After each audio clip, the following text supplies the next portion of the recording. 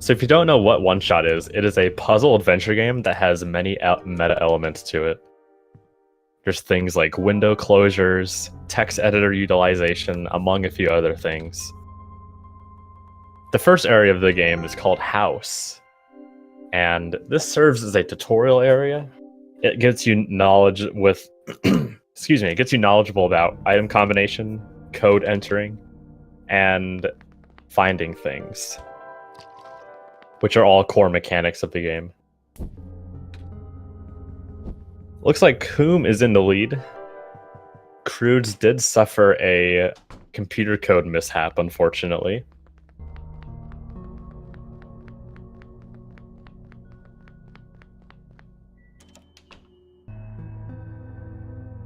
So right now, Wh0m's going to be grabbing the light bulb, which is the main source of light in the game. Our mission is to deliver this light bulb to the top of the tower to restore this crumbling world.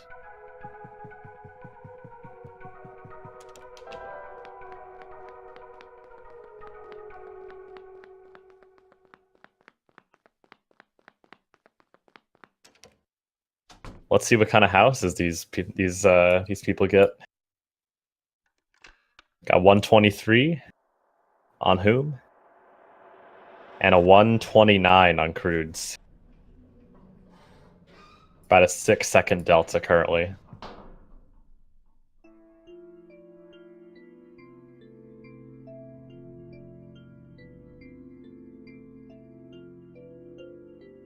The first area of the game is called the Barrens. It's very dark, very gloomy, and there's going to be a lot of tech smashing here.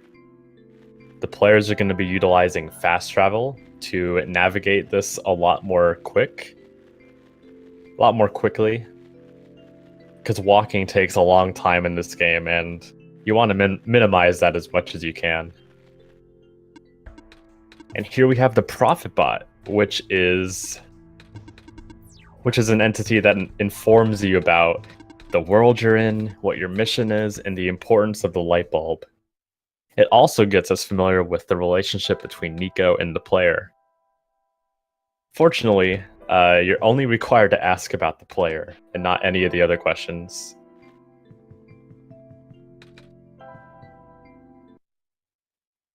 You'll see that Wh0m just went to sleep, and the game feed's gone. That is because whenever you sleep, the game closes and you have to reopen it again. You do that many times in a run, and closing the game is also used for 2 of the biggest glitches in a run. I'm really hoping that these 2 runners go for the newest glitch that was found at the very end of the game. Wh0m's still holding a really good lead here, but Crewds is holding their ground.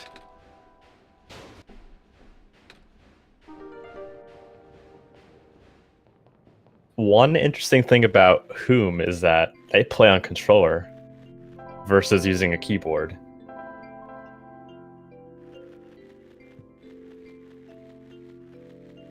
Keyboard is, I would consider it more comfortable to play because you also have to interact with your operating system.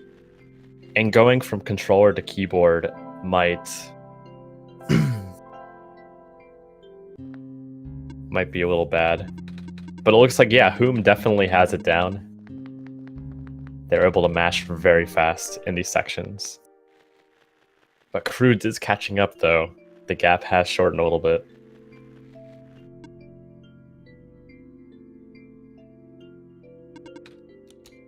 So this match is going to be a best of 5, I believe, unlike our previous best of 3 races.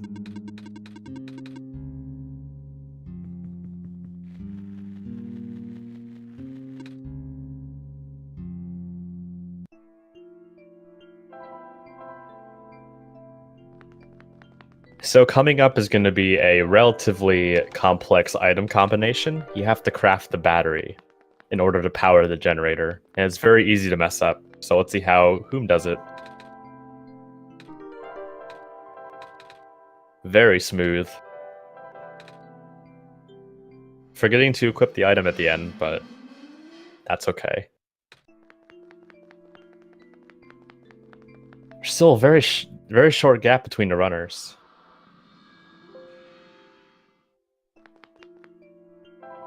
So right here, there's going to be a safe code that the runners have to enter in to unlock a safe, and they can find that in their documents folder. The codes for this game, you typically want them to be closer to the ends. So numbers like 1, 2, 9, and 8 are the most optimal, as they require the least amount of inputs to reach. Also, I don't know what's up with the gray light bulb.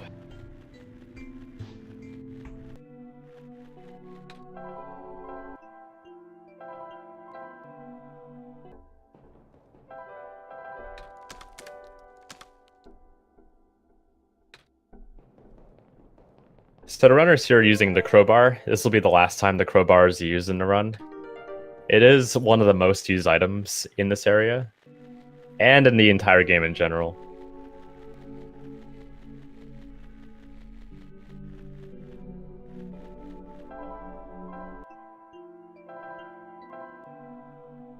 I'm not sure about that clear. I hope so, because it'd be sick to see the runners go for it. The new out of bounds is quite easy to do. If you know how to do kip skip, you'll know how to do the new out of bounds, because it uses the exact same setup. In fact, the setup's a little easier because you can't soft lock, to my knowledge. There's a lot more leeway with it. I'd say the hardest part about it is just entering the door and the loading zone for the elevator. So now we have another item combo. They're going to be making the wet sponge. This also can be one that can be messed up, but Wh0m definitely has it. Blended job there.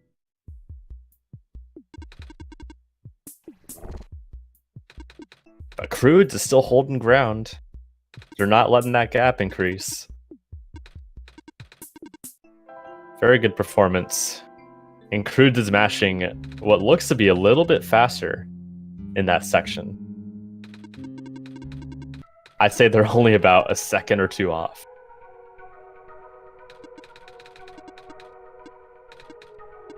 It's amazing how fast these players can mash. I have no idea how they do it. Seriously.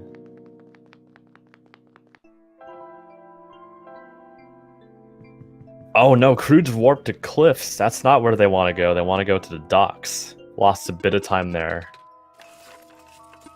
And Wh0m will be exiting the Barrens at an 8:06. And crewds exiting at an 8:09. So only 3 seconds between the two runners right now. This is a very close matchup.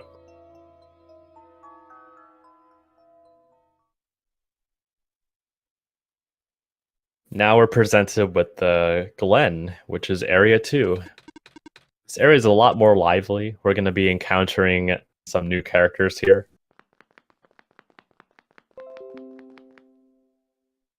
I'm getting a lot of lag here on the restream, but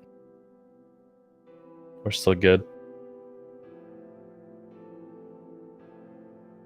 At the start of every area, you have these awesome panoramics made by Night Margin, who made all of the art for this game.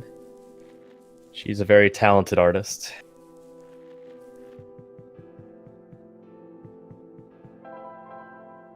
And here again, fast travel will be utilized. They just go back to the dock and then back to the forest, and they spawn at a closer location.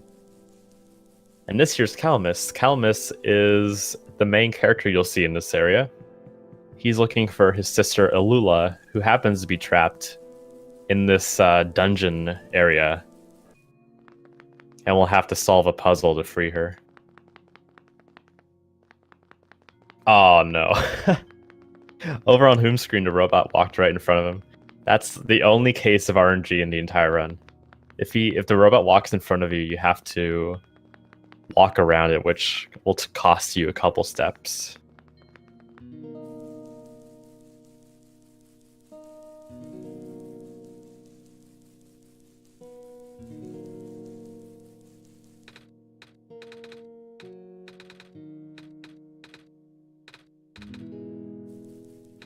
Before we rescue Alula, though, we have to drop off the light bulb to Maze.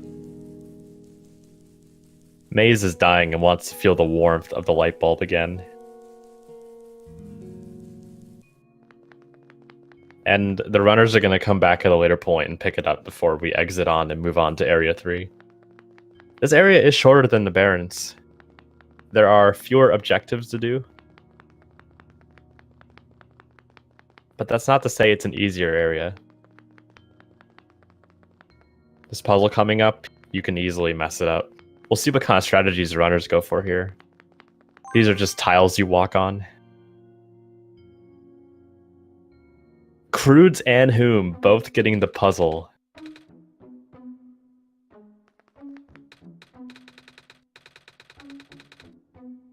There's about a second between the two right now. That is incredible. This is a super close match, as expected.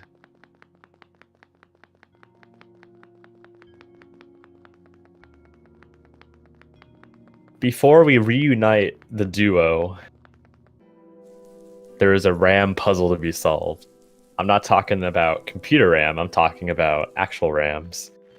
Sheep.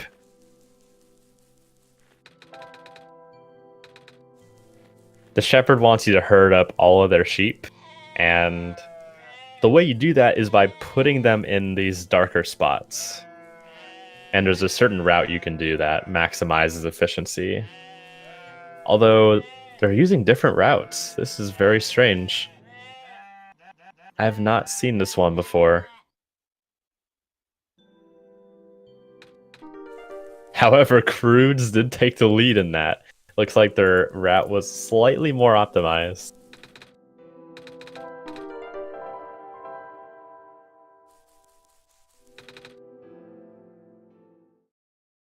Crewds is in the lead by a fraction of a second, and the timers are synced up, so there's no worries about desync.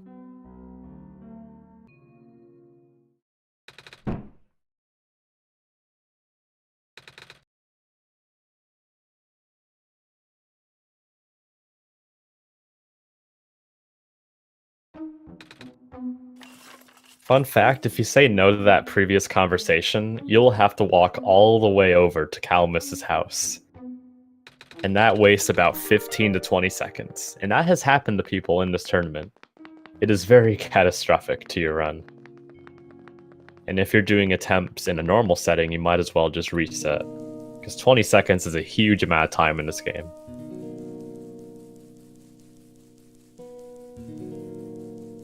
Now that all that's left to do is pick up the light bulb and get the heck out of here.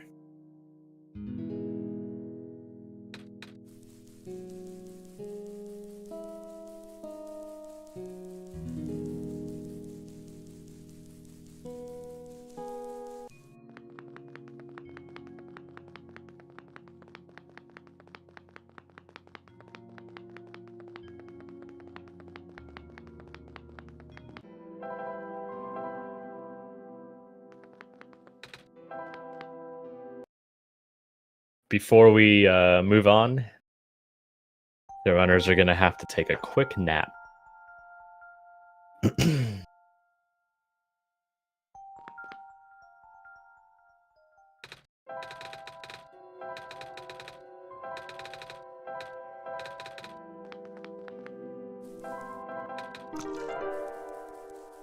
Wow, that was incredible mashing by crewds.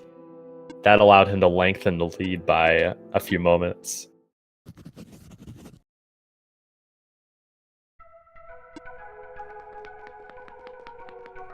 Regardless, this is still incredibly close. This is amazing. There are points where Wh0m can get time back. There is going to be two major glitches coming up that can be failed if done incorrectly. One of which results in a soft lock that'll halt your run. There's no getting out of it.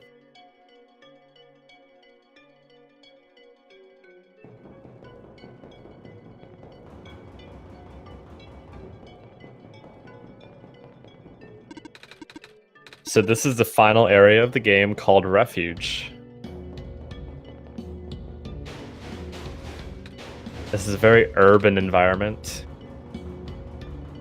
And you can see a city down below. We'll be visiting that city very soon, but we'll have to go through the elevator, which happens to be broken.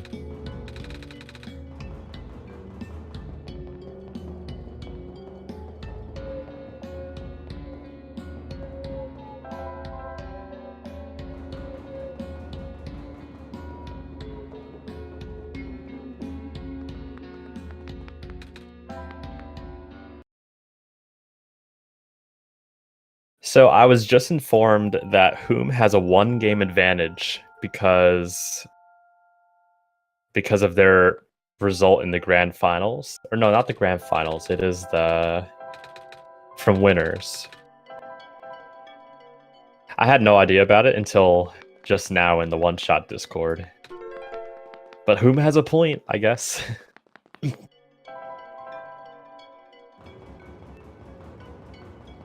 Also, what happened to Wh0m? Are they sleeping at different times? They might be sleeping at different times. I was not paying attention for a moment because I was looking at Discord.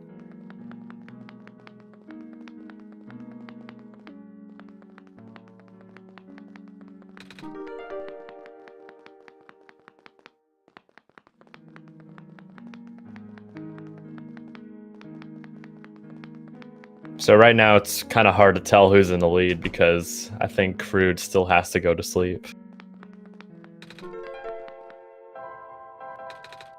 I'm not sure why he didn't do it when in the spot everybody does. Weird.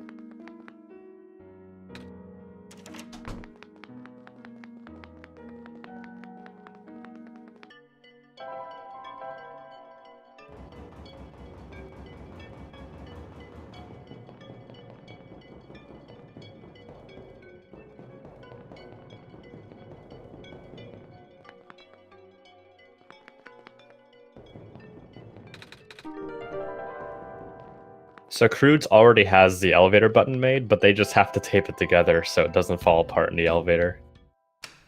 If you don't tape the button together, the game will give you an item called "You Tried," which is pretty funny.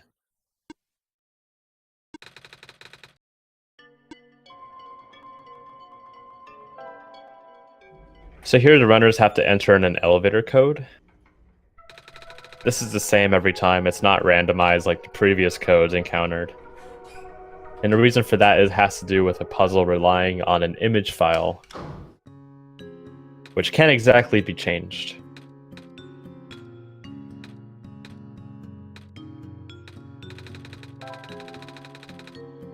So now we're just riding in the elevator. We have to ask questions to the lamplighter. Who is the other person in the elevator with the pink anime hair?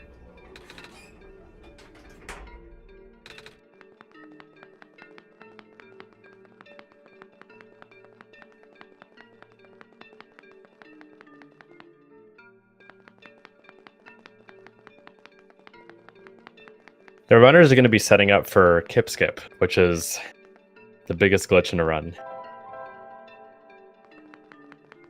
I'll explain it as the runners get closer to it, but right now they're just setting up fast travels for the stuff that happens after Kip Skip. So what crewds is going to do, they're going to set themselves up in front of an invisible barrier, and they're going to walk into it. While they're walking into it, they will be closing the game at the same moment. And when you do that, you'll be able to walk through the other side of the barrier. Also, we don't have a game fee from crewds, but we're good.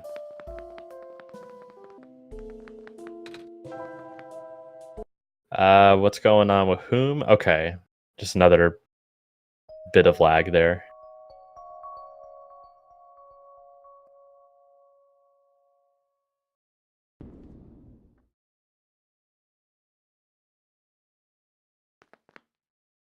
Yeah, depending on what kind of capture you use in OBS, it might take a while for the game feed to return after closing the game.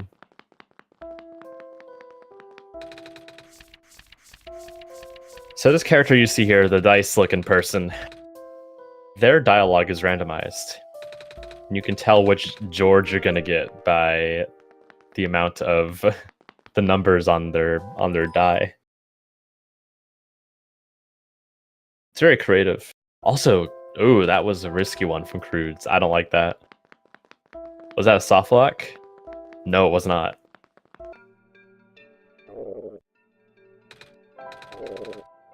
It is very possible to soft lock if you're not careful on Kip Skip.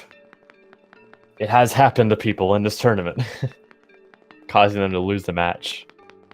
The only way you can recover is if you loaded up a backup save. There's no way out of it without doing that.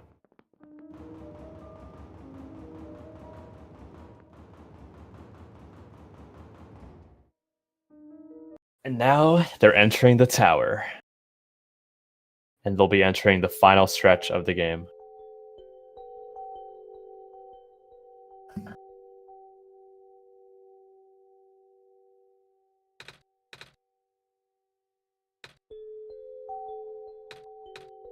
However, before the runners can return to Sun, they first have to encounter a computer.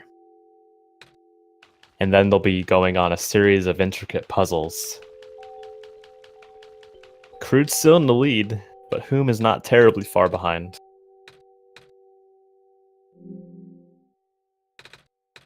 These puzzles coming up can be easily messed up.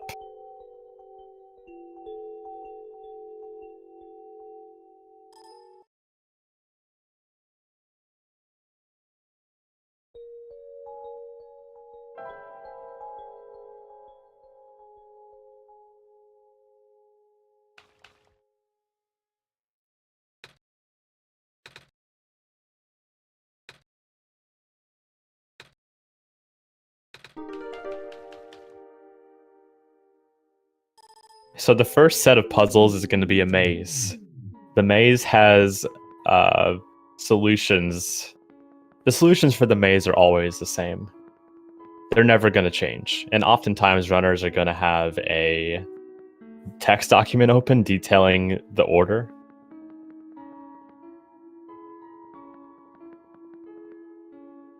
Wh0m has a 1-game lead because apparently it was just brought to my knowledge during the race that they got an extra point for their results in the winner's bracket.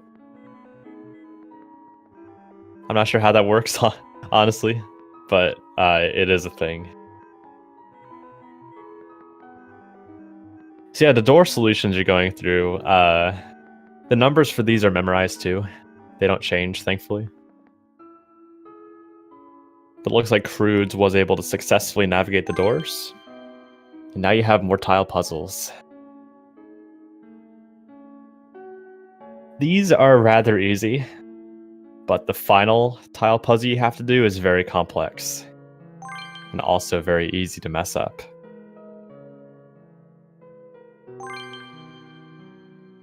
So the runners are going to have to draw a light bulb in a moment. Here we go. Crewds getting first corner, second corner, good. Going for the best solution here. Perfect execution so far. Holy smokes. That was perfect. That was a perfect light bulb. So coming up next, it would typically be a straight shot to the end, but now there's a new out of bounds that you can do. So we'll see if crewds is going to go for it. I really hope they go for it. I want to see it in this race. Yes, crewds is going for it. Okay, so the way you do this is that you close the game as you're walking on the stairs, and that will allow you to go out of bounds. You have no collision with anything in the house. I wish the game feed would come back, but you'll see that they're walking through walls, hitting loading zones, and now crewds is the elevator. Wh0m is also going to go for it. Yeah, you can just walk out of bounds and do whatever you want. It's really funny. Wh0m also getting the out of bounds. Very good job. Looks like crewds will be securing the win. The epic W if nothing else happens.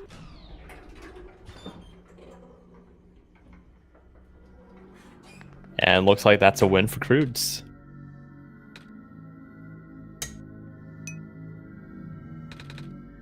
And that's time. Oh, it's sub 25 in a race. That is unreal.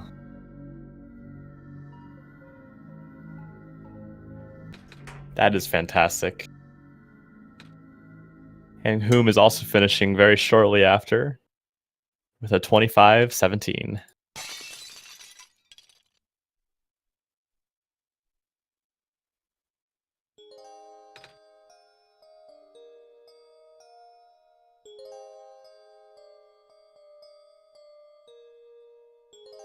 All right. That was it for the first race, and we'll be setting up for our next one very shortly. This will be a best of 5.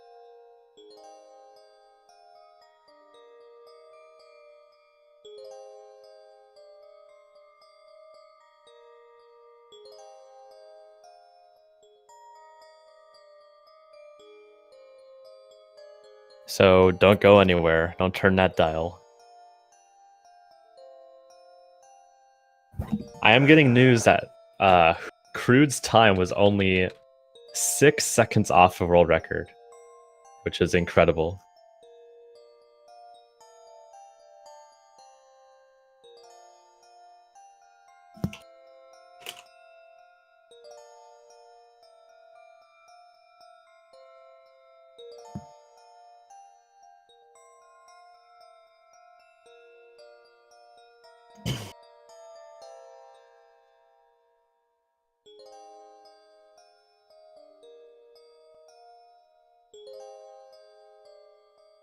Oh, was that a new PB from Wh0m?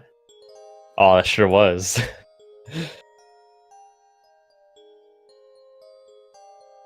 Got a new PB.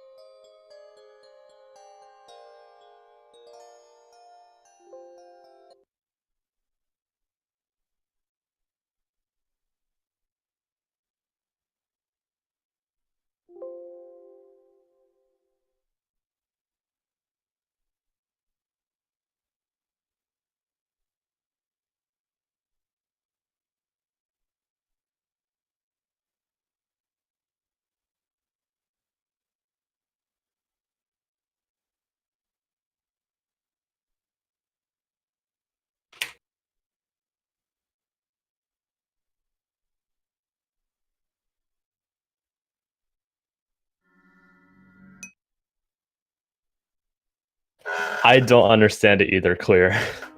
Seriously. My time in this game is a 26-36. And I feel like I've hit my skill ceiling. I don't understand how these runners are almost... You know, crewds is almost 2 minutes ahead of me. I just don't understand it. But now we're getting ready for race 2, which will be starting in just a few moments.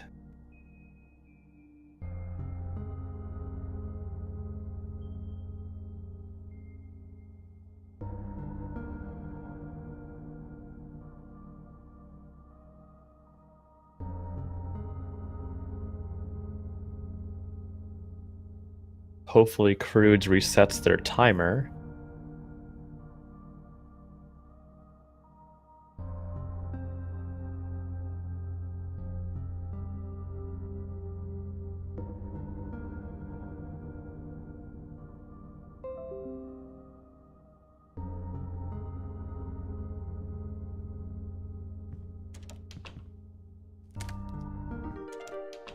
And they're off.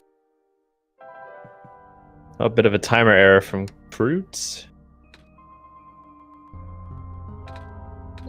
Alright, looks like we'll have to get that synced up again.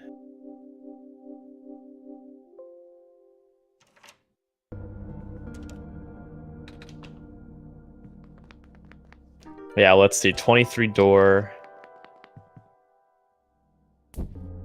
So it looks like the runners are even at this point. Yeah, if any speed gaming staff are watching, we might have to get a resync on the game feeds. Crewds forgot to start their timer.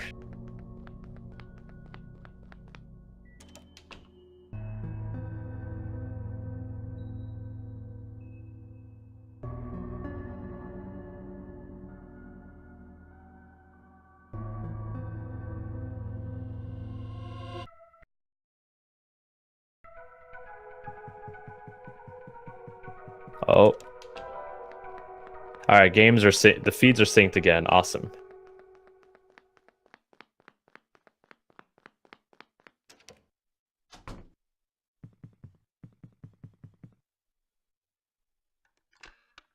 Wow, look at that sync. Here's the thing though, crewds timer started late. So if there is a frame count to be done, that might need to be taken into account. We'll have to see what the deal is with that, if that ends up being an issue. But yeah, runners are entering barons even according to timers.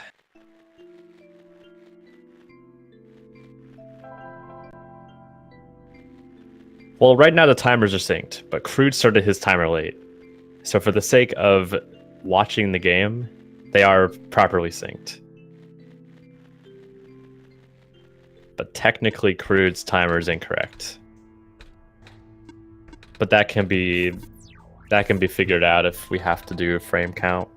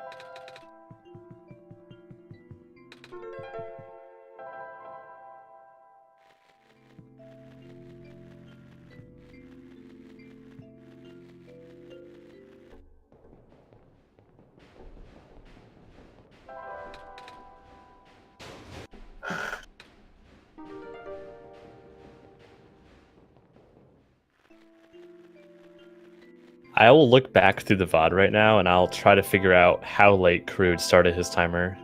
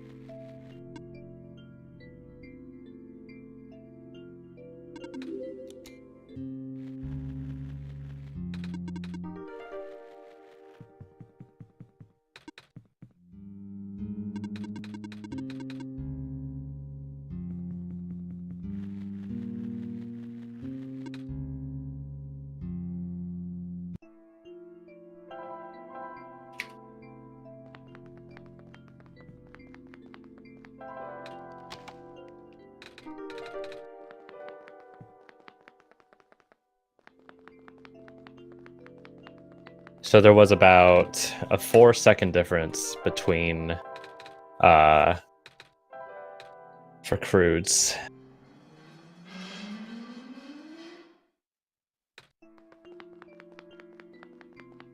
So whatever his final time is, let's say about 4 seconds will be added. That's a very rough estimate, though. I will have to look through the VOD if it happens to be this close.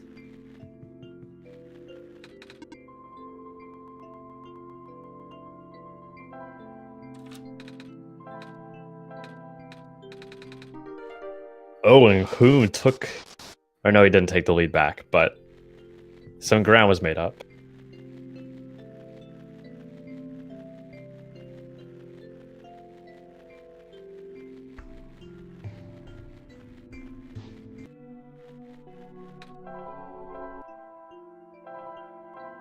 Yeah, Crudes did, but 4 seconds after he went out of the bed in the first time.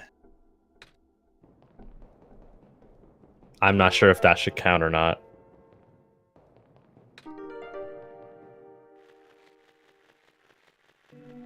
Because timing in this game, it starts when you get control of Nico. right?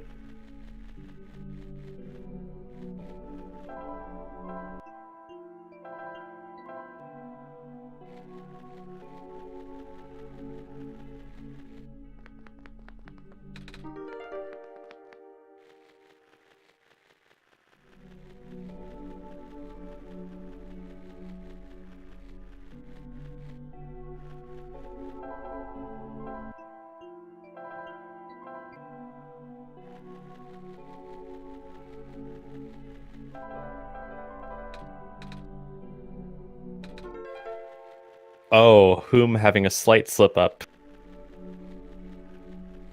giving crewds a temporary lead.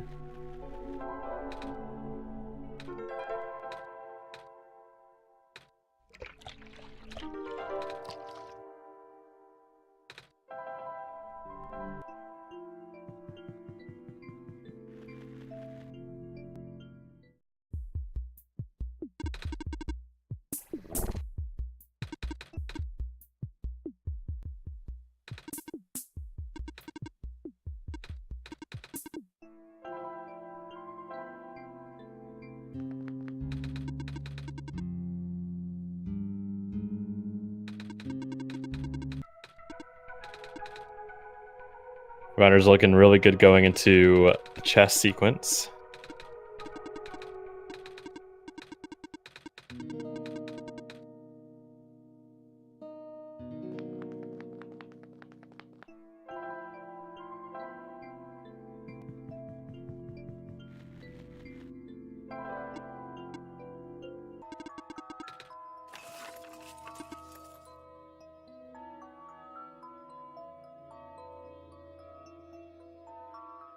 And with that, the runners are going into the Glen. Still very good pace from both of these runners.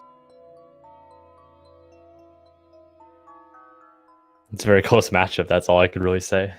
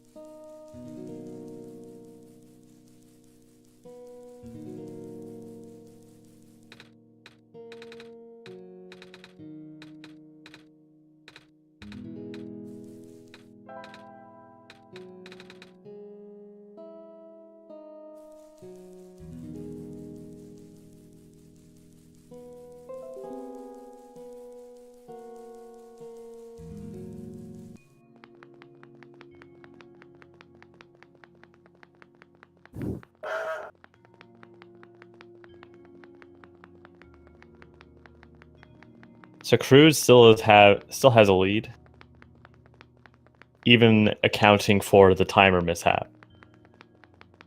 They're both going into light bulb puzzle. crewds getting it. Oh, having a little mistake, but oh no. Wh0m also had a slight mistake there too.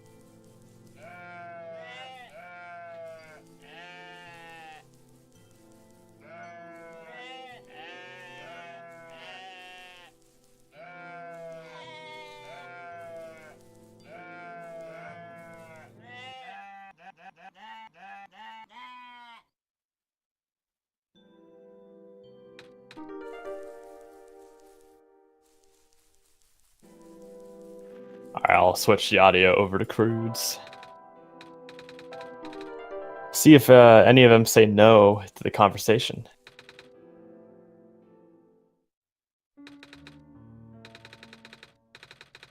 Alright, crewd said yes. And so did whom. Nice.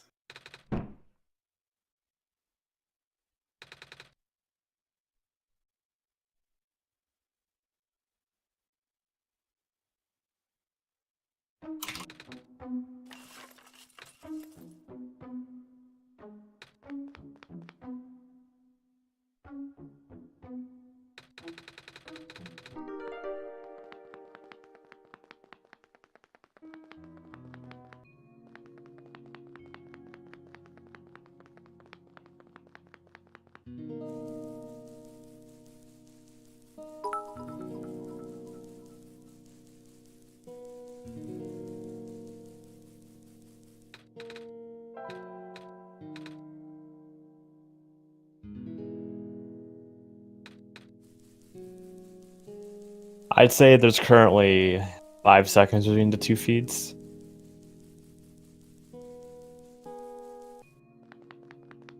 Crewd still holding that lead for now.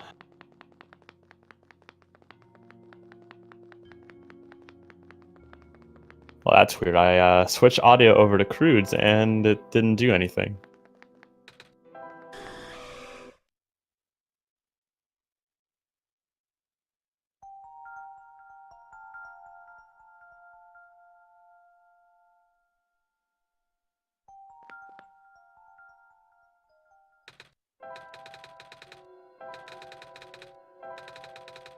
And now the runners are going to be moving on to the final area of the game. So we will see what happens.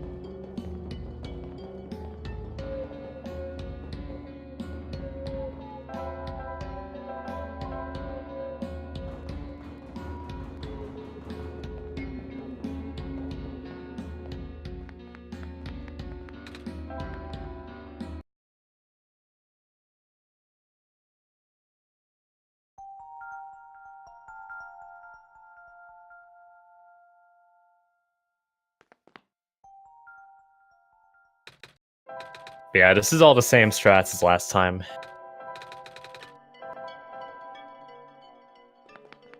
Crewd's doing amazing on mashing.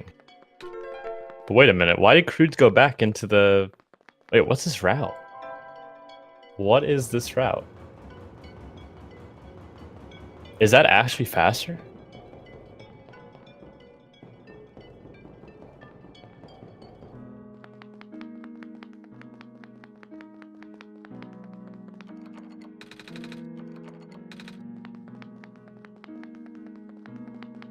Uh-oh. Crewds, what are you doing? Oh no. Crewds went into the wrong door. Oh no, that sucks. Oh well, it looks like for now he's still in the lead. Reminder that at the end of the run, about 4 seconds will be added to his timer because he started it late. So that will maybe determine who takes this away.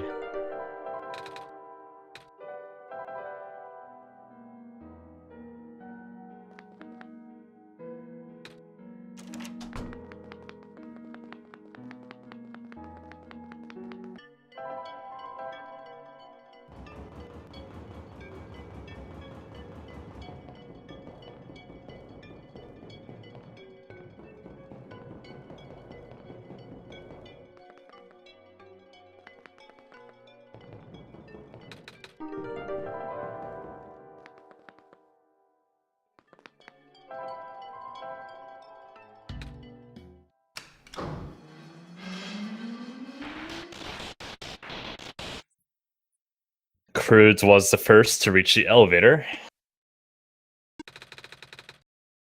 However, the lead is actually shorter, it looks like.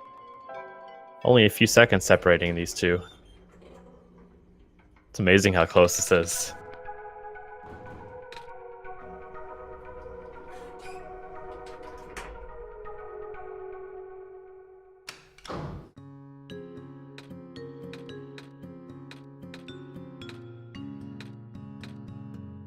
Oh, wait, did he really clear?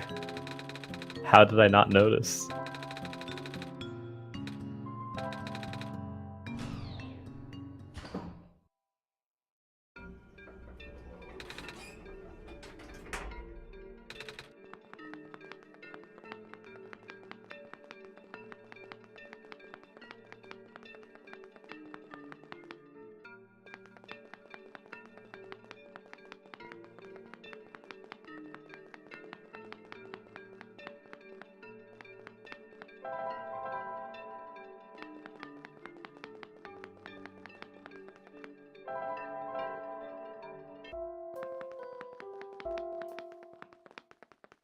Crewds going in for kip skip. Reminder that the skip is actually kind of dangerous. So we'll see if they get it. That looked good. And Wh0m also looking great. No soft locks here.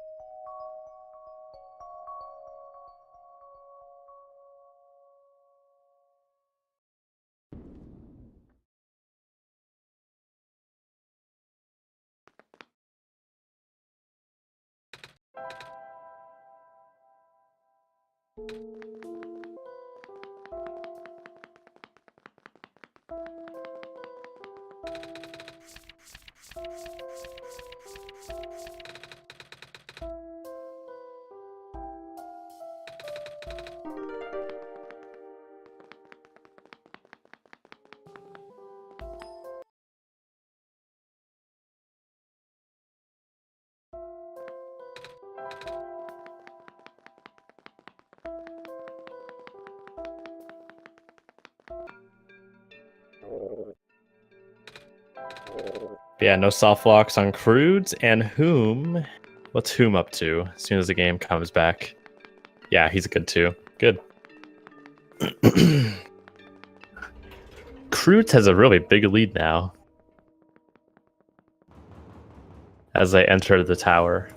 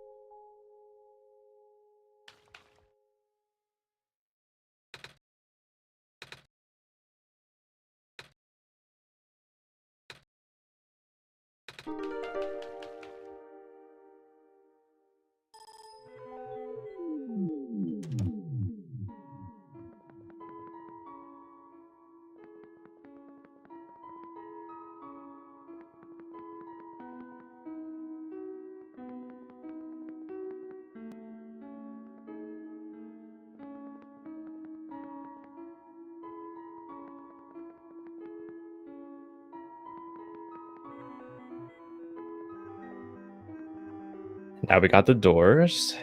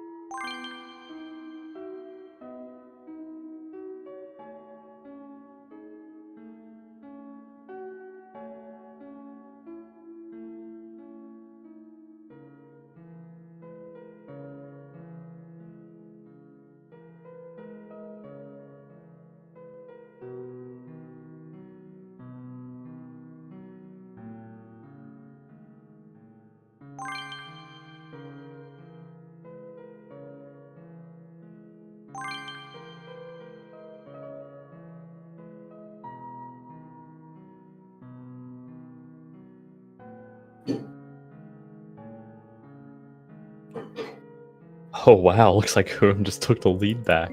What the heck?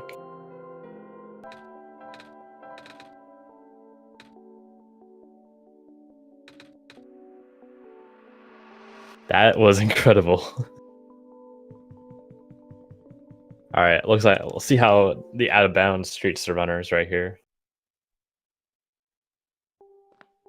This is crazy, man.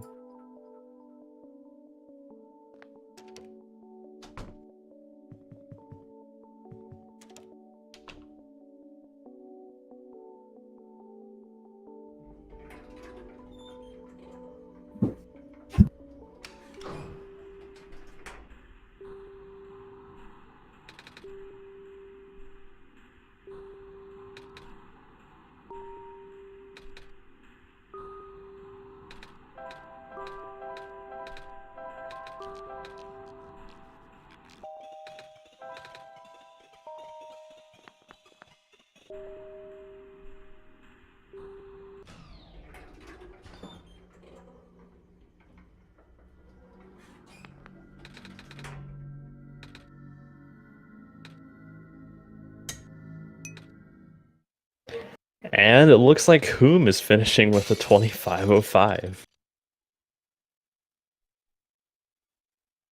That is incredible. Wh0m now has 2 points.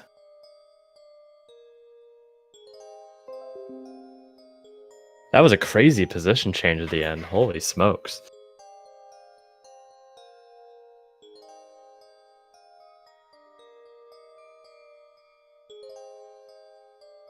Was that another new PV, by the way?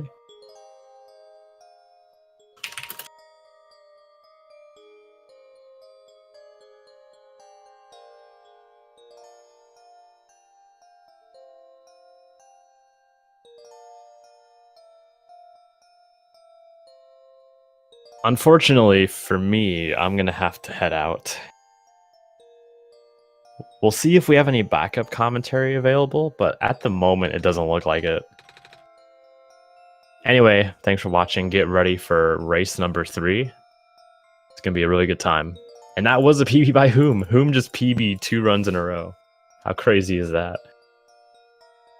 But yes, that is it for me. Hopefully someone else can join, but we'll see.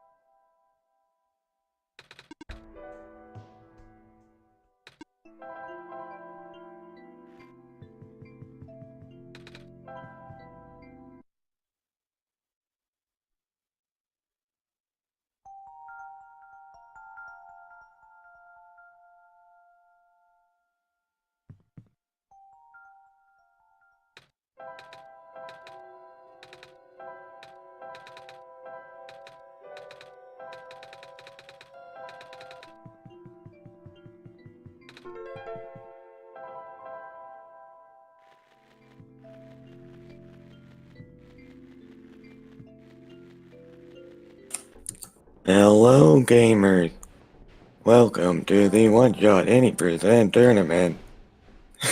Anyways, I'm iPie for fun. I'm gonna be taking over commentary now for this. For the last 1 or 2 matches. Obviously the runs have already started. We are currently in Barons. Crewds seems to have a little bit of a lead over Wh0mIsDS. And we are currently going to do some super fast travel over to the lookout point to talk to Silver.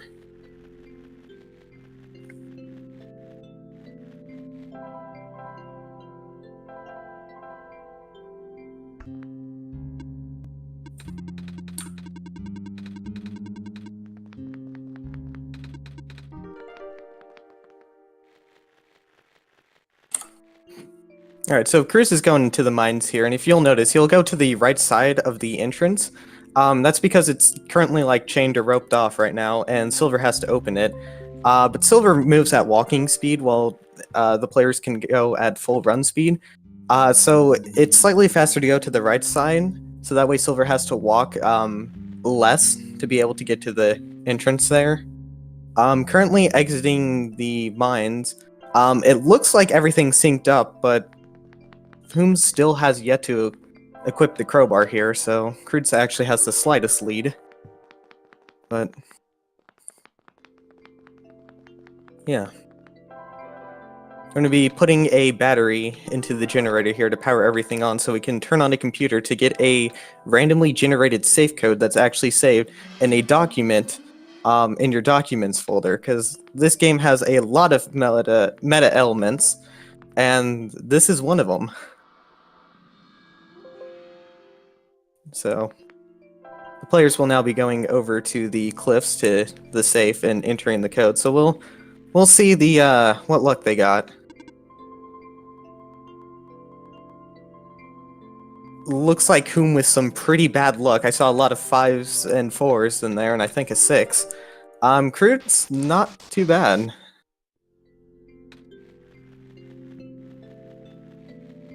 Anyways, we had to open that safe to get a gas mask to be able to proceed to the like upper half of the Barrens. And all that we're trying to do right now is de-rust a robot. So basically how this game operates, it's like you go to an area, there's something stopping you from being able to move on to the next area, and so you have to grab a whole bunch of seemingly random items to then like use together to be able to move on to the next area. It's fun. It's a game. I don't know. Anyways, Chris is going to be going into the infirmary here to pick up a syringe. And then it's going to equip it there and is going to go head over to the shrimp swamp to get some shrimp and do some very difficult menuing. It's not that difficult, but I mean, it's still one of the more difficult sections of menuing here. You have to come over here. I should probably switch audios. But yeah, you have to get like some gas in a bottle and some shrimp in a syringe, and then do some crafting here in the menu.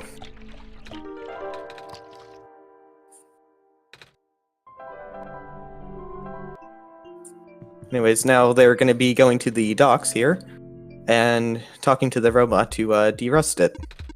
After that, the robot's going to say like, oh, hey, my navigation's messed up. I need some object from where we're trying to go to be able to like fix my navigation for some reason. I don't know, somehow that works. So what we do is we go and talk to Silver here, which has the amber. which is from the Glen, which is the next area we're trying to go to. And so that fixes the navigation for the robot. But we also have to play a game with chess, a game of chess with the Silver before we can leave. So that's what they're doing right now. And then, yeah, we're taking the Amber to the robot.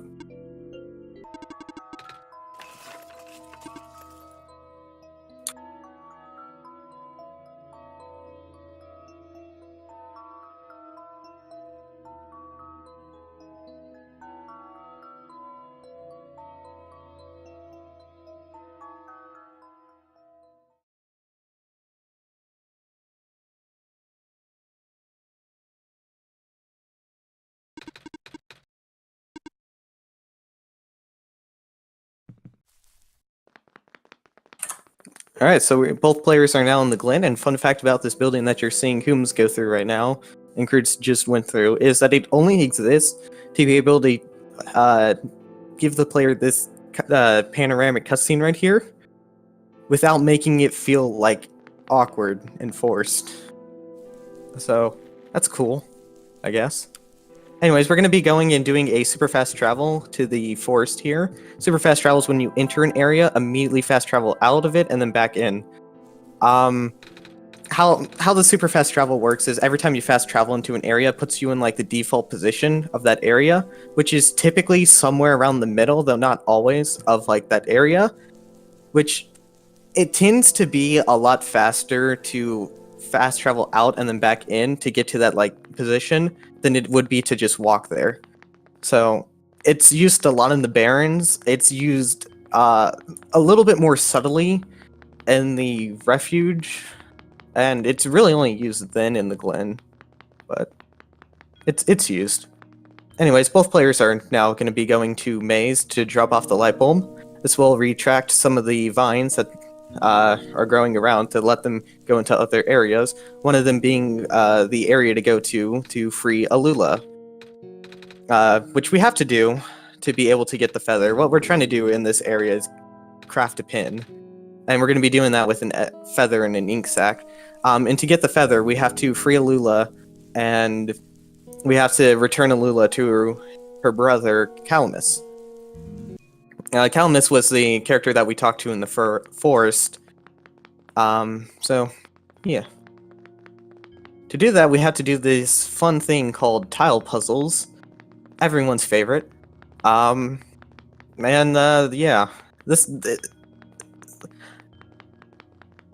I know both players did very well on the tile puzzle in the first round. crewds doing it perfectly right there. Wh0mIsDS messing up slightly. This tile puzzle right here is very hard to do optimally, and these players just make it look very easy. Anyways, this is Alula. However, before we return Alula to her brother, we're going to be doing a small... we're going to be deviating, and we're going to be going to the ram area. I don't know what the actual area is called, but we're going to herd some rams to get some wool, which we'll trade in for an ink sac, because again, we're trying to make the pin. So that's what the players are doing right now. I'm going to the shepherd, so they can get the quest to go and do a Pokemon strength puzzle. So yeah, this is the ram section where you herd some rams. What you'd have to do is just move the rams to the little dark circles, and it basically works like a Pokemon like strength puzzle. So yeah. Anyways, that'll grant the players some wool, which they'll trade in for the ink sac, and then they'll go back to the forest and drop off Alula.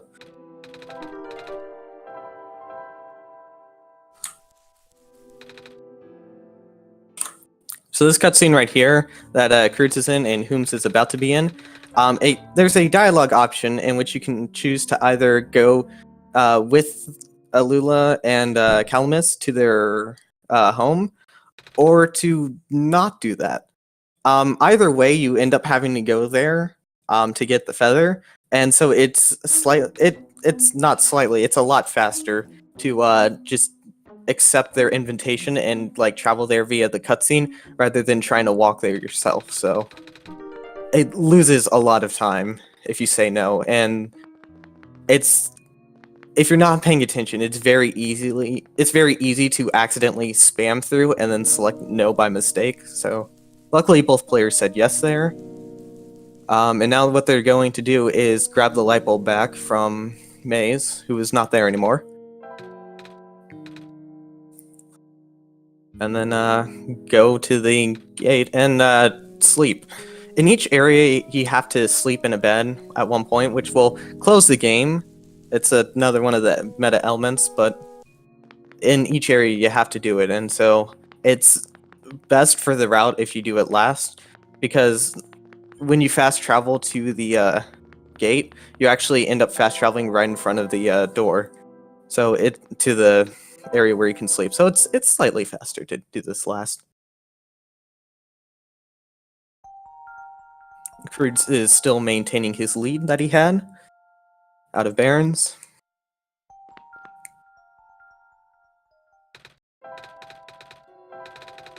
And we'll be crafting the pin shortly.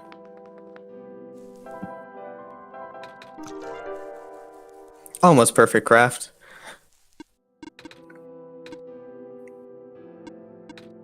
Whom successfully crafting it.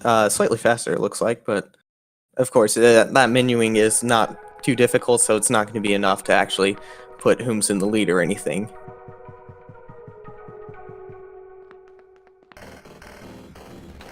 Anyways, the players are now going to the next area, which is Refuge. The upper part of Refuge, where what they have to do is they have to repair an elevator, more specifically the button, which is just missing. So, yeah.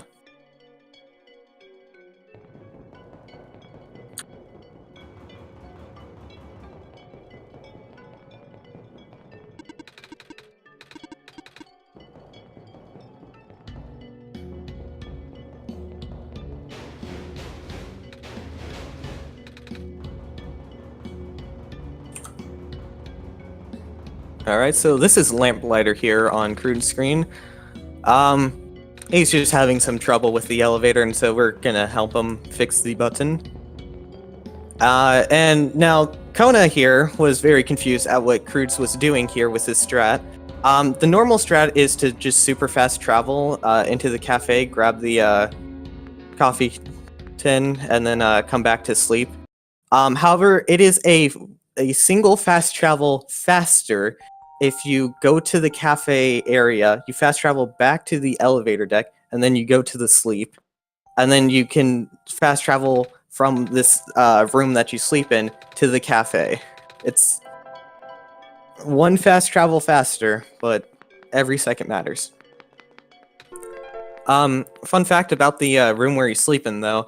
It's one of, like, I believe 2 places where you cannot fast travel into it at all, but can fast travel out of. The other one is like the mines area in the Barrens, but I mean, this is also the only indoors one. So, you know, that's an interesting tidbit of information. Anyways, both players now are entering the apartments to grab some magnets and a pair of scissors so they can craft the button, which is crafted by cutting out the word ground from a coffee tin, putting magnets on it, and then taping it together. And a fun thing about the ground button, if you just put the magnets on the ground, and then you try and put that into the elevator, it will fail, and it will drop a little item that's called "You Tried." You can just go and tape this like normal. I mean, it loses a little bit of time, of course, but you know, it's fun. It's funny. I don't know.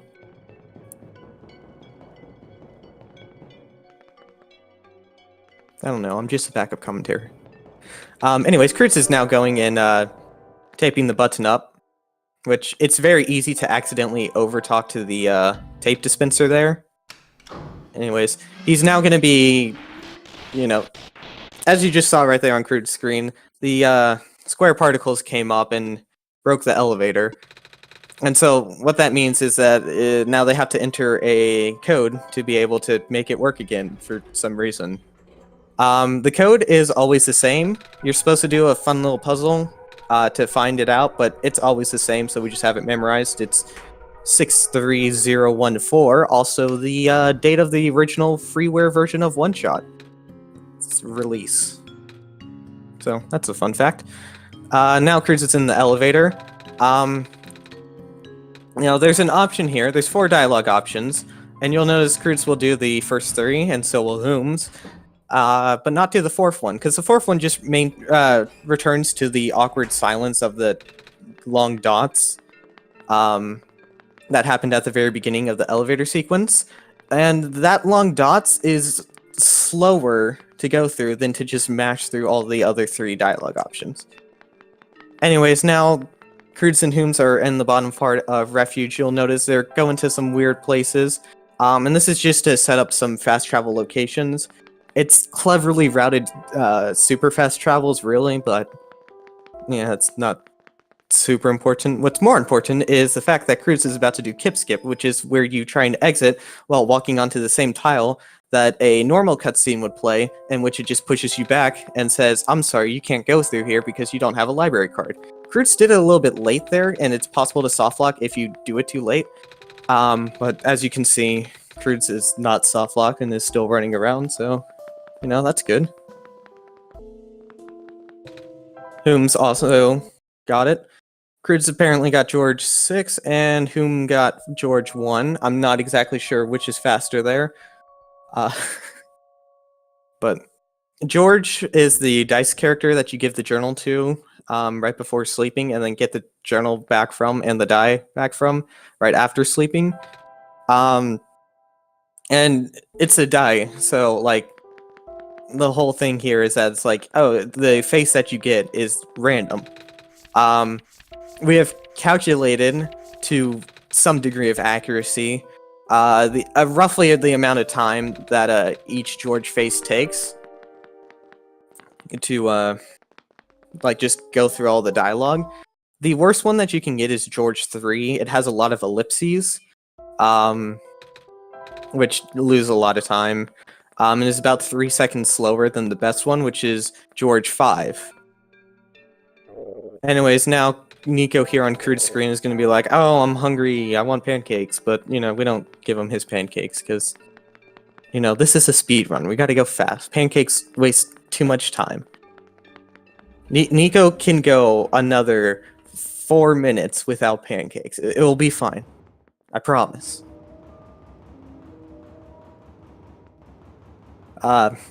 Cruz is now entering tower here. Wh0mIsDS is quite a bit behind, but it's still possible for Wh0mIsDS to catch up even now, because tower, oh boy, tower, that's a choke point.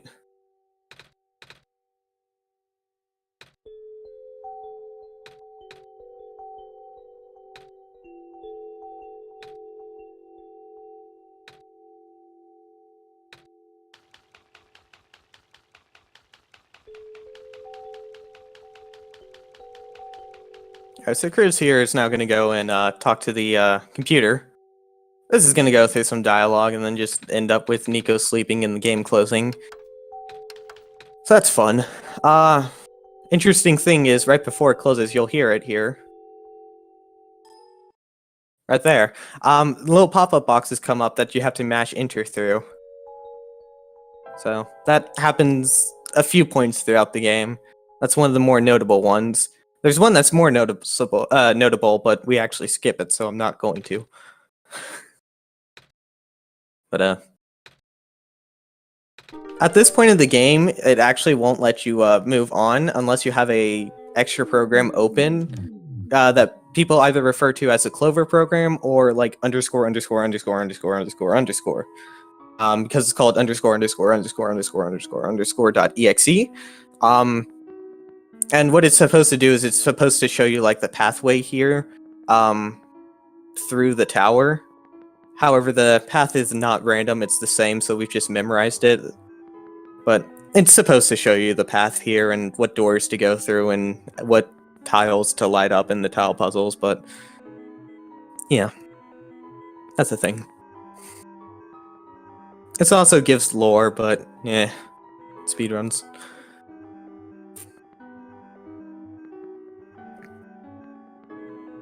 Anyways, Curse is about to go here into the tile puzzles. Tile puzzles are fun. They're not actually, but the first one's very simple. It's just a line here. The second one's a little bit more complicated. It has a lot of like pretty much U-turns going on here, all right after the other. And if you have a computer like I do, where it just decides to randomly lag and skip a few frames, then it makes doing these tile puzzles extremely difficult. Anyways, the most difficult one is this one that crewds is currently doing, which is the light bulb. Yeah. And does it perfectly.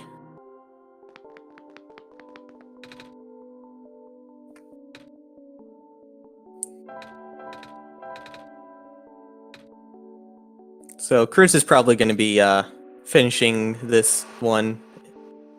He's going to be winning this match here. Yeah, he probably successfully got that out of bounds. There's a new out of bounds discovered very recently here, where if you close, well, it's pretty much the same as Kip Skip, but if you like close the game like you would on Kip Skip, while moving on the first stair tile, it actually, when you relaunch the game, you can walk through walls for some reason. So yeah, this out of bounds skip was found, and you'll see whom's doing it now. And the major part is right here, going to the elevator. Because normally what you would have to do is like pretty much walk in a circle around to get to the elevator doors.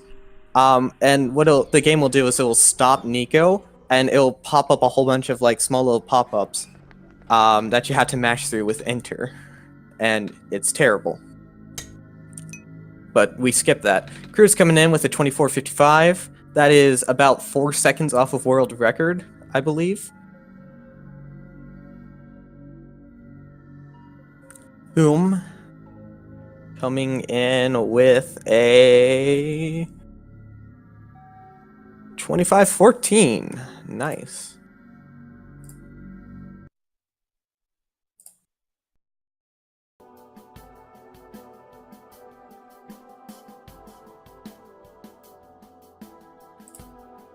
Very well done by both players.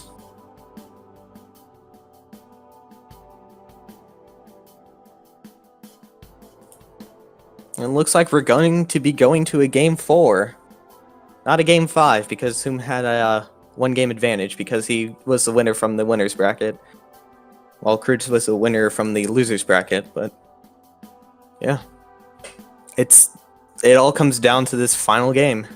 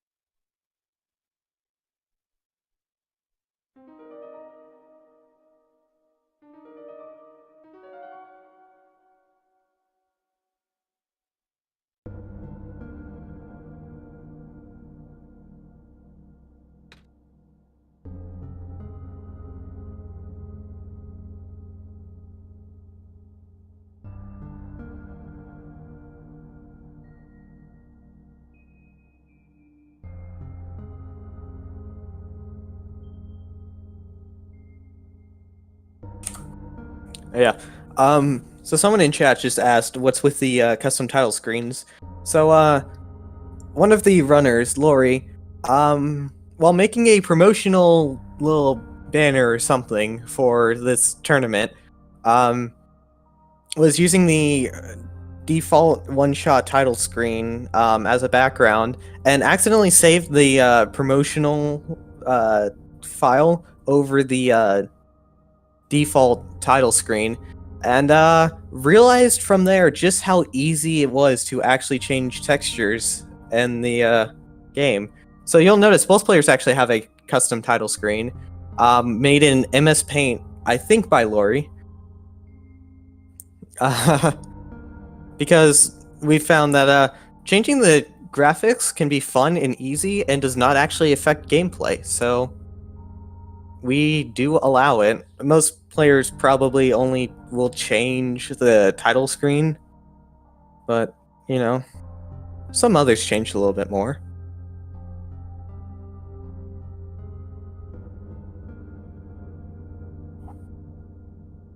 Anyways, this run will be starting any second now. We have not yet given countdown, but we will be soon, so stay tuned.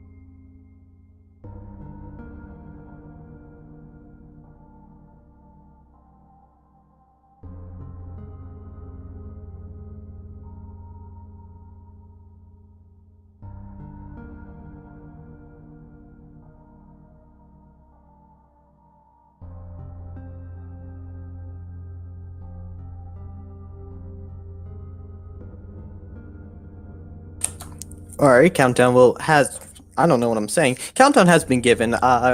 Runs will be starting any second now as we wait for a delay.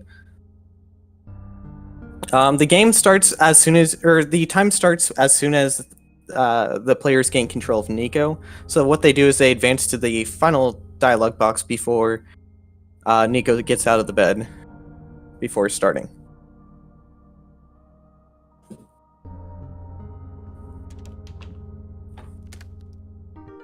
Alright, so this is the house, or the tutorial area, and the first thing that we're going to be doing here is getting a remote, and entering, like, shining it in the light, and then entering a passcode from there.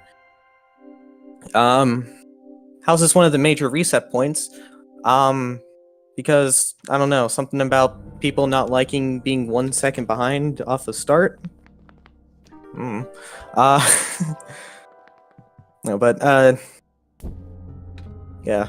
This is house. No one likes it. Anyways, both players here are just going to be going down the stairs to grab the light bulb.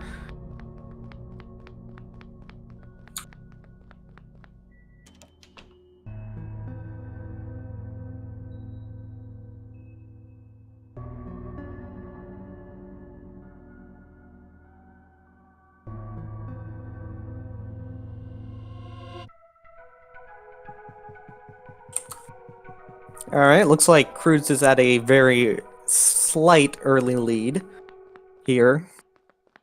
Going up the stairs. We'll see if he can maintain that throughout house. And he does. So yeah, house is a very short area, although it's where most of the resets happen because just menuing in general in house for some reason is more difficult than anywhere else, but I don't know. Anyways, we're entering Barrens here. What you're going to see off the start of Barrens is we're going to go to an area and fast travel out of it. This is just to get the fast travel location for the docks, I believe, right here off the start. And then simply faster if we fast travel back to the entrance. This will be used in a fast travel later. Because when you fast travel, you don't actually go like to the beginning of the area or anything. It puts you in the default position of the area. And that default position is typically either by like an important an important thing of that area or just in the general like center of the area or close to it. So what we do is we use this by abusing it. And something we call super fast travel. Now, super fast travel is when we go into an area, immediately fast travel out of it, and then back into it. This will put us in that default position, which is typically further along than, you know, where we would be if we just try to walk it, and therefore is faster than just trying to walk it. As you can see, both players seem to be in sync going out of the sleep right there, but crewds seems to be mashing a little bit faster. I'll explain sleeps once we're in Glen, or maybe Refuge. Anyways, both players right now are crafting the crowbar, taken from a pipe found in the same room where the bed was, and putting it in a crusher to smash to flatten it. Yeah, that. Anyways, both players are now going to be going to Silver, which is over here in this lookout point, and what you'll notice is that they'll super fast travel over there. Because it's kind of a long walk to get to the entrance, so what they'll do is they'll fast travel out and immediately fast travel back in, and look, they're now right at the entrance to Silver's house. Anyways, they're just going to mash through some dialogue, pick up a screwdriver, mash through some more dialogue, and go to the mines. Now, you'll notice both players will actually go to the right side of the entrance to the mines. This is because Silver has to actually open the mines up, and so has to go to the entrance as well to be able to do that. Now, Nico, as you can see, is moving a lot faster than Silver is. That's because Nico's moving at run speed, while Silver is only going at walk speed. So it's slightly faster to go on the right side of that mines door when going into it. So Silver has less to has less distance to walk. So anyways, both players now going to the outpost here to craft a battery and to charge it and then put it into the generator. Looks like Wh0mIsDS is having a little bit difficulty menuing. Anyways, now that they have done that, they're going to go talk to a computer to generate a safe code. Now, the safe code here is generated as soon as you go through this dialogue with the computer, and is actually saved in a file that's found on your documents folder, because this game has a lot of meta elements, and that's one of them. Now, the save code is a 6-digit number, and crewds is having a fairly bad one. The text you have to scroll through, like the numbers to enter the save code, you have to scroll through going by pressing up and down. So it's fastest to get a save code with like 0s and 1s and 9s because you can quickly scroll to those, and slowest to get save codes with 5s in them. Now, crewds had 4 5s and 2 9s, which, when averaged out, it probably isn't as bad as I think it is, but it still has 4 5s in there, which is pretty bad. All in all, it doesn't lose too much time to have a bad safe code, but it's still RNG, so we still complain about it when we lose time to it. Anyways, you know what? I'll explain the sleeps right now, because I don't really know what to say for this part. So, in each of the areas that we're going to be going to, Nico will get tired or something, but he has to go into a bed to take a nap. And so in each of the 3 areas, we have to go to the bed to sleep. And when we do that, the game actually closes itself, and we have to relaunch it. Again, this is going with the theme of meta elements in the game. So you'll see that, as we go through. I'll probably point them out.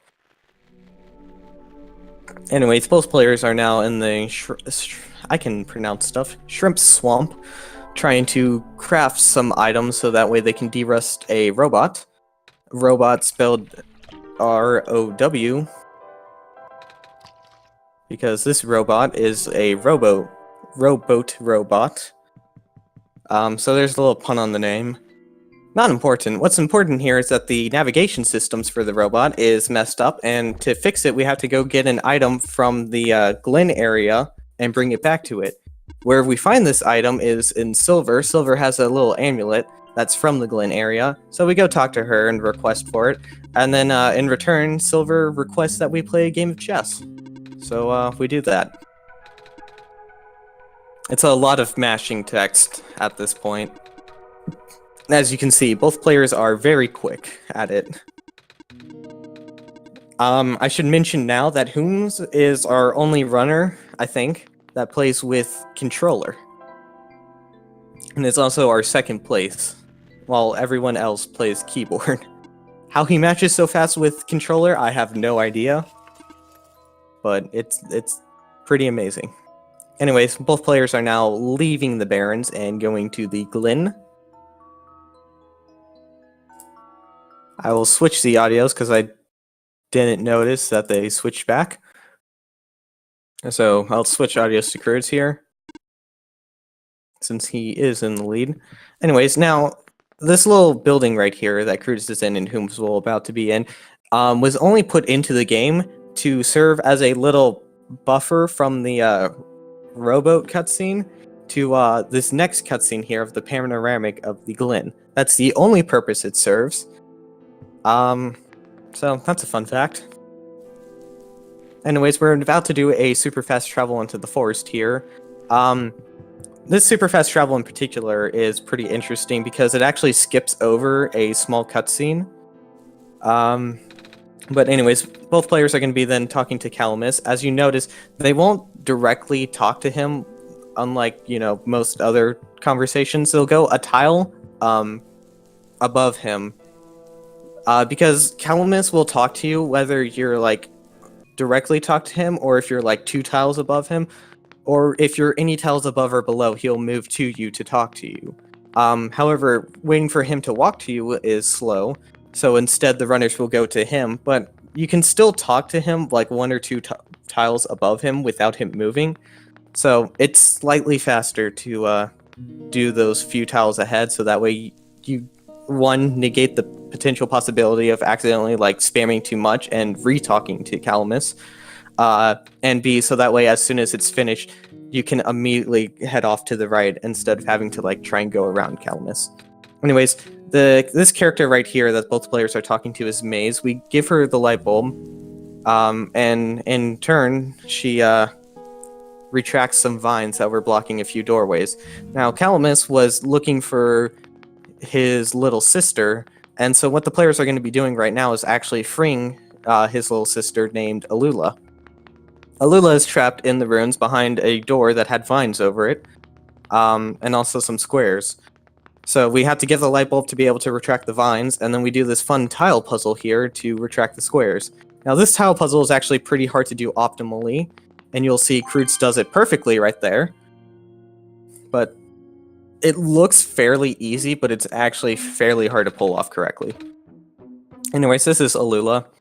We'll be talking to her, and she'll just start following us around now. But before we go and bring her back to Calamus, we're actually going to go over to where the rams are and herd some rams. Because each little area has a little, like, just a thing, I guess, keeping you from being able to go to the next area. Because the whole purpose, like, the whole quest right now is to deliver the light bulb to the top of the tower. But to get there, we have to go through different areas, and there's always something stopping us. In this case, we have to find a pin. So right now you'll see the players, crewds and soon Wh0ms, are doing the ram puzzle, which all you have to do is just move these rams onto the little black circles, and it works pretty much like a Pokemon strength puzzle. But for doing this, what you do is you'll get a little bit of wool here, that we'll be using to trade in for an ink sac. Or not an ink sac, this isn't Minecraft, for an ink bottle. And after we talk to Calamus here, we'll be going to Calamus and Alula's home to get a feather. There's a dialogue box that will pop up here, and you'll see it on Wh0m's screen if you missed it on crewds, where it'll give you an option to either go with Calamus and Alula to their home, or to not do that. Either way, we end up having to go there to get the feather. So it's slightly faster to go there. It's not slightly, it's a lot faster to go there through the cutscene than trying to walk it. But we need this feather and the ink sac to be able to make a feather pin, which is what we needed to move on to the next area. But before we can do that, though, we have to re-grab the light bulb, because if we don't do that, then we get a fun text box saying, hey, aren't you forgetting something? And we literally cannot move on. So we have to make sure to grab that. And then we also have to make sure to sleep in the area, because we have yet to do that. Now, the place to go to sleep is, I think initially it's covered up by vines, but it's in the it's right by the gate, which is where we have to go to like exit the area anyways. And so it's slightly faster if we just wait for it at the end here. And you'll see both players now fast traveling to it. I should mention, for fast traveling, you cannot fast travel indoors. And you also have to visit the location at least once before you can fast travel to it. So, there's that. Anyways, this is the Glen sleep here. What will happen is there'll be like a little dream sequence that happens. That you pretty much just spam through, and then a little dialogue section after that you spam through. So yeah. Right now, Crewds is signing his papers to move on to the next area. Because all you had to do was just grab a pin so you could sign your name on some scroll before you were able to move on to the next area. We have theorized a few ways to be able to skip this. None of them have actually turned out successful, sadly. But we're almost close. Not quite, though. We've been trying to figure out a way to skip actually having to make the pin. Haven't been able to do it yet. Anyways, this next area is the refuge. The upstairs part of it, I'll say. Because there's like an upstairs part where you have to fix an elevator, and a downstairs part where you're just kind of on the ground floor. So yeah, like I mentioned, you have to fix an elevator here. The ground floor button is missing, and so you pretty much just have to make a new ground button. This is Lamplighter that Chris is talking to. He's trying to use the elevator and is, yeah, quite frustrated with it. Anyways, you'll notice crewds here and Wh0m's route will differentiate right here. They'll diverge slightly. Crewds is going to be going into an area, fast traveling out of it, and then going to sleep. Meanwhile, Wh0m's will be going to that same area, fast traveling out, and then back into it. The route that crewds is doing right now is faster by 1 fast travel. So not by much, but it is slightly faster. Because this room that crewds is in, although it's indoors, you can actually fast travel out of it for some odd reason. Like, you cannot fast travel into it, but you can fast travel out of it. And we don't quite know why, but you can. So that's cool. Anyways, crewds will now be, after grabbing the coffee tin like he did there, he will now be going to the apartments, and Wh0m's will soon be joining him as soon as Wh0m's is finished mashing through the sequence. In the apartments, what both players are going to be doing is grabbing some scissors and some magnets, and then they're going to be crafting the button.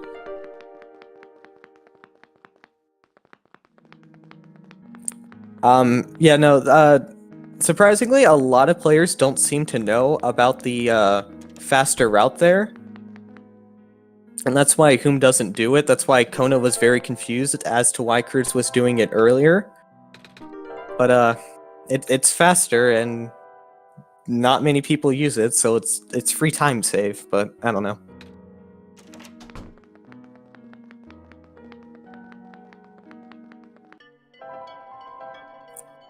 Anyways, crewds is now going to be heading over to tape the button. Tape dispenser's fun. The tape dispenser has 3 dialogue boxes that you have to mash through, and if you accidentally mash a little bit more than that, you get a retalk to the tape dispenser, which can then lead to retalking to the tape dispenser again, and so on and so forth, and it's very bad if you accidentally do that. Anyways, you'll see these square particles here will come up over the elevator. This will make the elevator, like, mess up, and for whatever reason, you have to enter a security code to get it to work again. Because reasons. This security code is 63014, and it is also the date of the release of the original one-shot freeware version. Not the Steam version, the Game Maker version. Yeah, that code is not random. You're supposed to do a puzzle to find it, but it's not random. Anyways, you'll notice these dots that were coming across the dialog boxes, and you'll notice how you can't mash through it, and it's slow. You'll also notice these 4 dialogue options that crewds had. The very last dialogue option was just to return to that awkward silence, which will skip you having to talk to, like, go through the other 3 dialogue options. However, it is much slower than just mashing through the other 3 dialogue options, so we just mash through 3 dialogue options instead. You'll notice the route here that crewds is taking might seem a little strange for those who have played the game casually. What we're doing is we're doing some, like, more optimized super fast travels to just set up a couple of fast travel points. And what crewds is going to be doing here is something called Kip Skip. We found that there's a cutscene here as you go behind the desk where if you don't have a library card, you'll get stopped and be like, oh, you can't enter here, you don't have a library card, and then you'll get pushed 1 tile backwards. We found a cutscene skip that you can do where if you close the game while walking onto a tile that a cutscene happens, and then close the game, close the game, when you relaunch it, it will override whatever cutscene is trying to play by you stepping on that tile, and instead will play the cutscene of Nico being like, hey, what happened? The world went dark. Which is, it's a reference to the meta elements, yada yada. But this allows us to skip actually having to go get the library card, and skips us having to go to a character that's called Kip, hence the name Kip Skip. So that's cool. We have to do that going there and back. This character that crewds is currently talking to is George. George is a die. Fun fact about George is that, like a die, it has 6 different faces, and each face is a different personality, and which face you get in your game is random. Now, the fastest George that you can get is George 5, and the slowest George face that you can get is George 3. Um, George 3 is the slowest simply because it has a lot of ellipses in the dialogue, because like with the different personalities, it has different dialogue that you have to match through. And so George 3 ends up being the slowest, which is what crewds got. Looks like Wh0m's got George 2, which might be like second or third fastest. I'm not entirely sure. Anyways, the difference in time there from slowest to fastest George is about 3 seconds. So in the end, it doesn't affect it too much. But I mean, it could be the difference between like world record and not world record. Crewds is now going to the tower, and Wh0m is following behind. Tower is a fun area full of fun puzzles. That's all I'll say for now. But before we go on to like the actual exciting part of Tower, we'll be doing some mashing through dialogue. Now, this room right here that Crewds is in is actually will loop. Like if you go off the screen on the right side, you'll just loop back to the left side. Now it's all black, so you won't actually notice it. But that computer right there, like if you were to continue going right from where Crewds is right now, you just end up back in front of the computer again. So that's cool. It's the only room that actually does that. But yeah, that's fun. We think that the fastest way to get to the computer is by walking roughly 4 seconds to the right and then down. I'll be honest, I'm not sure. I haven't tested that. I'm not sure how much the person who claims that has tested it, or anyone else for that matter, but, you know, one day I'll test it, probably. It's probably the fastest. I don't know. Right now, what Crewds is doing, you actually can't move on from this section unless you have a different program open that most of us refer to as Clover, or _______.exe. But we mostly refer to it as Clover program because that's way more easier to say, and because the little icon is a clover. Now, the whole gimmick with this area is that you have to go through a certain path through these hallways, and then these doors, and then the tile puzzles that are after the doors. However, none of it is random. But like the Clover program is supposed to show you the correct route. And its force requires you to have it open to be able to move on anyways. So we do end up having to open it, but other than that, we don't need it because we have the pathway here memorized. And these tile puzzles. These tile puzzles are the worst. Now, there's 4 tile puzzles here. 2 of them aren't bad. This one right here that Crewds is doing is kind of bad. You'll see he has to do a lot of U-turns here and messes that one up. It's hard to do U-turns in pretty much any specific turning fast on these tile puzzles. So, yeah, execution is kind of hard on these, especially if you have a PC like mine, which just will occasionally lag at whatever points it wants to. So if it just decides to lag and frame skip a few of these tile puzzles, then, well, hey, you just overshot your destination and messed up the tile puzzle. Rip your PB. Anyways, Crewds there, aside from the one slip, does a very good job through that. And we'll be moving on to the final part of Tower, where we recently, I think in the past week, discovered an new out of bounds here. On these stairs, you'll notice Crewds' game will close.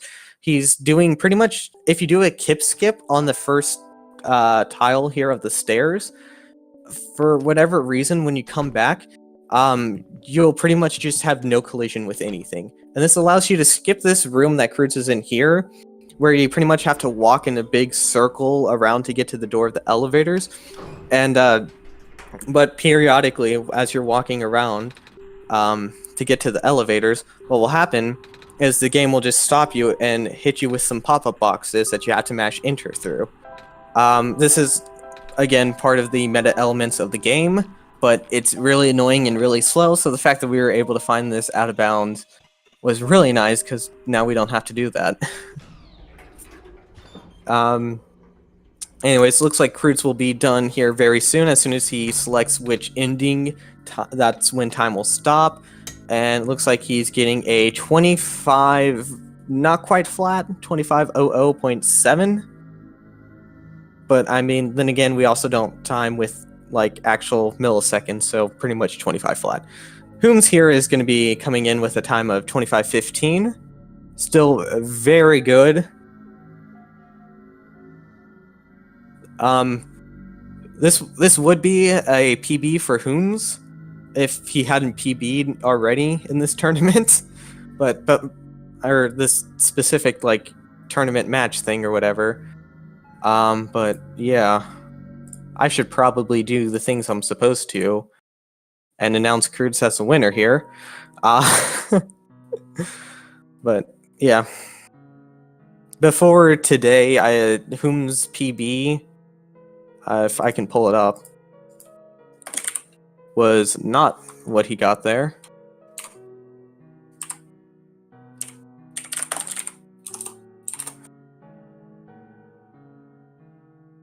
Yeah, Wh0m's PB was 25:28. So yeah, this would have been a PB for him if he hadn't PB'd in like, I think 2 games prior. Well, I guess that's it. I guess this is the, yeah. Crewds won. I should probably say that. Crewds won! Congratulations, Crewds! Woo!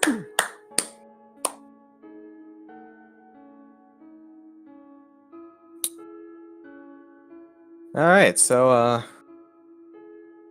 maybe we'll get the, runners in here for interview or something. Maybe.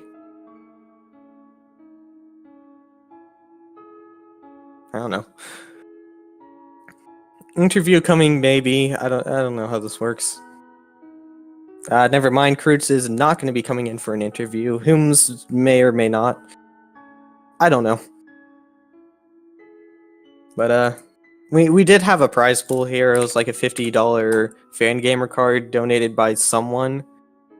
So yeah, Crewds won $50 fan gamer card. Congratulations, Crewds.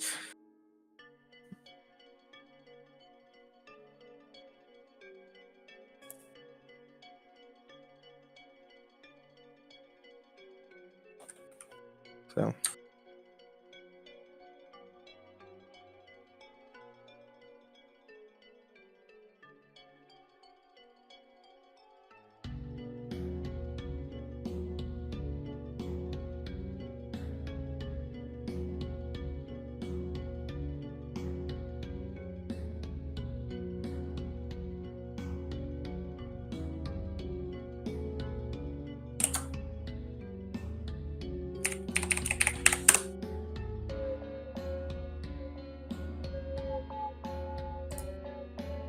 Alright, Wh0m's will be joining us soon.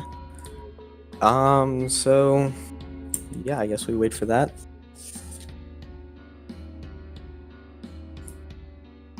Hopefully. Any day now. It's happening, I swear.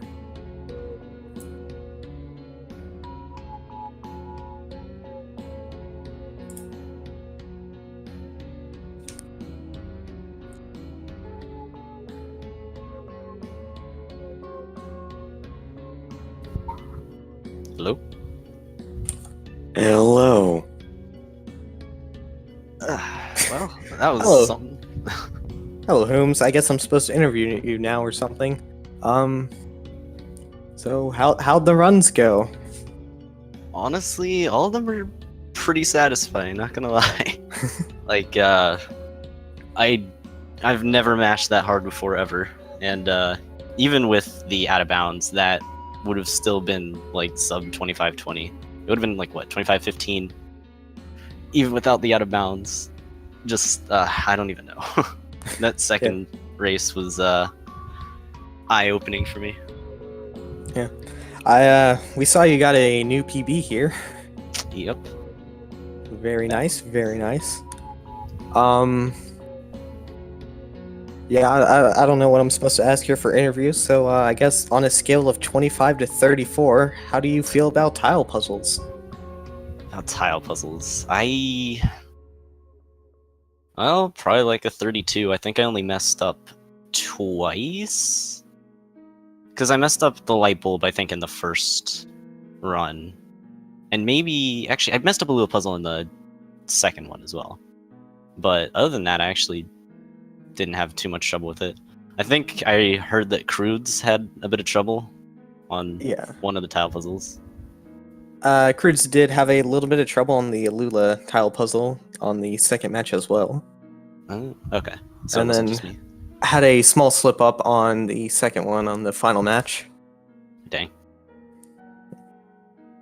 That one, not too hard, but it can definitely trip you up.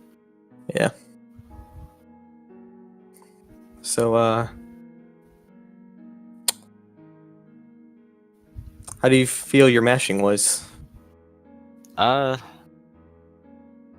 Insane for a controller because I don't know how, but I was actually saving time on splits that I didn't think were possible to save time on anymore. And that kind of scared me because I realized, wait a minute, did I just like level up my mashing or something? What the hell's happening? +3 to dexterity. Yeah. And I don't know what to ask here, so in your opinion, is a hot dog a sandwich? I guess